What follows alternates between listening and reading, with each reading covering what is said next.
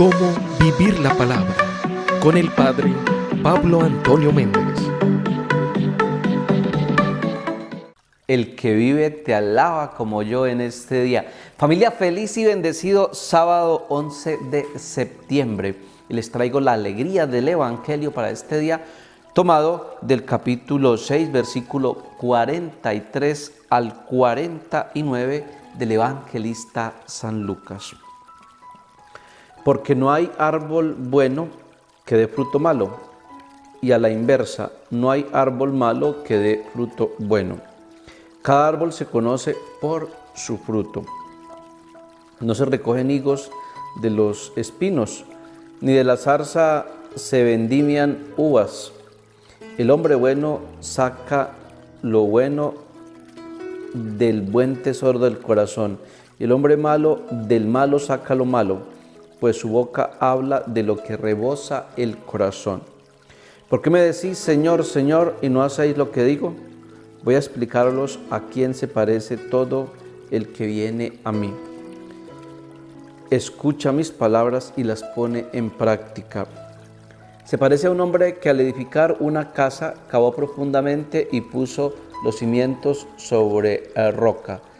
Al sobrevenir una inundación rompió el torrente contra aquella casa, pero no pudo destruirla por estar bien edificada.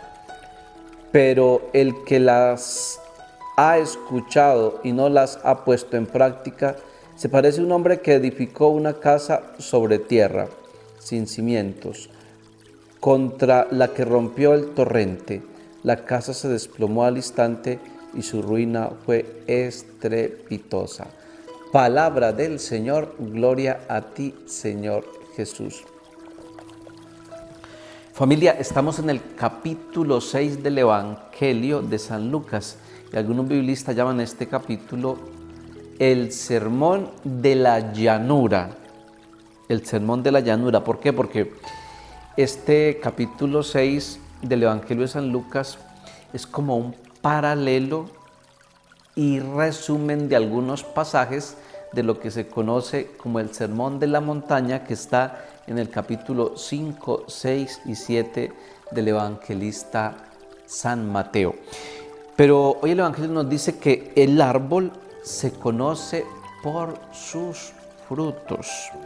Y como dos aplicaciones de esto: de un grupo de oración, de un movimiento apostólico o de un proceso de formación, se conoce por la capacidad de dar vocaciones a la iglesia. Es decir, la calidad de un grupo de oración, de un movimiento apostólico o de un proceso de formación de la iglesia se conoce por la capacidad de dar vocaciones a la iglesia. Es decir, los frutos, los verdaderos frutos de un grupo de oración, movimiento apostólico o proceso de formación son las vocaciones. Segundo, hay papás que se preocupan solamente por la educación intelectual de sus hijos, maestrías, especializaciones, formación bilingüe, y por lo tanto tienen que trabajar muy duro porque esto vale bastante, cuesta mucho, y por lo tanto, como tienen que trabajar duro, tienen que permanecer todo el día lejos de sus hijos. Después de un tiempo, estos hijos empiezan a tener crisis psicológicas, crisis afectivas, crisis de estabilidad emocional. Es decir, esos han sido los frutos de permanecer la mamá y el papá todo el día lejos de sus hijos. Esos han sido los frutos del papá y la mamá preocuparse solamente por lo intelectual de los hijos. Esos han sido los frutos del papá y la mamá preocuparse solamente por lo económico, por el dinero.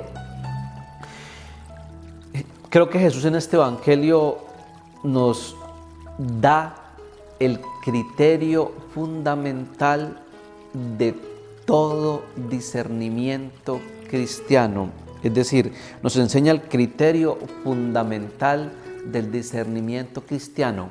¿Y cuál es ese criterio fundamental para tener un discernimiento en la fe, un discernimiento cristiano? Los frutos.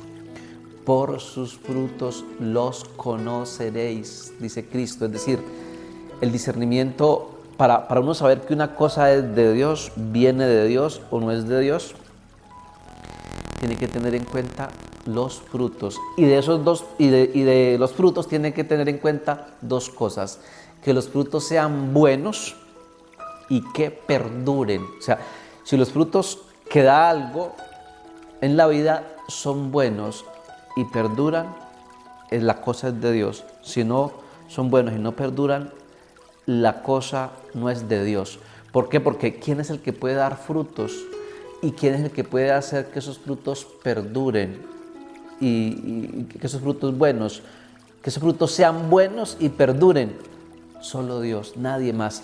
El enemigo, el mal, se muestra, se maquilla con apariencia de bondad, pero esa apariencia no dura, o si dura es veneno, es dañina. Dos ejemplos aquí, para entender un poco más esto. Hay personas, o mejor, hay pecados que se transmiten como de familia en familia. Por ejemplo, la agresividad, que se transmite de padres a hijos, y aunque dura es dañina, es veneno, es decir, cumple uno de los requisitos porque dura, pero no es buena, es dañina, es veneno.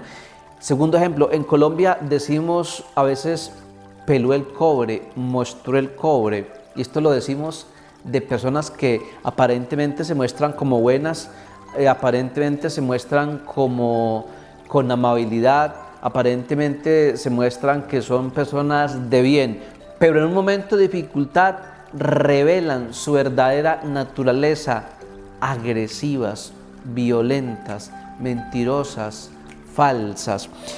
Por esto, la iglesia, querida familia, es muy sabia. La iglesia, que es madre y maestra, no se apresura para dar su punto de vista sobre temas como, por ejemplo, los fenómenos místicos. Es decir, la iglesia es prudente en el momento de discernir las cosas y no se apresura, por ejemplo, en temas de índole mística, por ejemplo, revelaciones, manifestaciones, apariciones. ¿Por qué? Porque la iglesia toma como base este criterio de discernimiento: los frutos. Por sus frutos los conoceréis. Es decir, si alguna revelación, si alguna manifestación, si alguna aparición da frutos, y esos frutos duran, y esos frutos son buenos, la cosa es de Dios.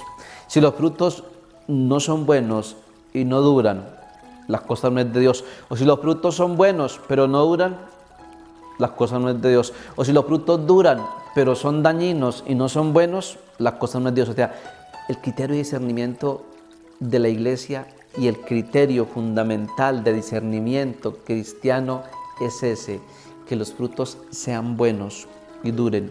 Se deben cumplir esas dos cosas para uno darse cuenta que algo viene de Dios, que algo es de Dios, que algo en mi vida es de Dios, que algo en mi vida viene de Dios, que algo en el mundo viene de Dios, que algo en una persona viene de Dios. Apliquemos este criterio de discernimiento que Jesús nos enseña en el Evangelio. Familia, feliz y bendecido sábado. El Señor esté con vosotros y la bendición de Dios Todopoderoso, Padre, Hijo y Espíritu Santo, descienda sobre todos vosotros.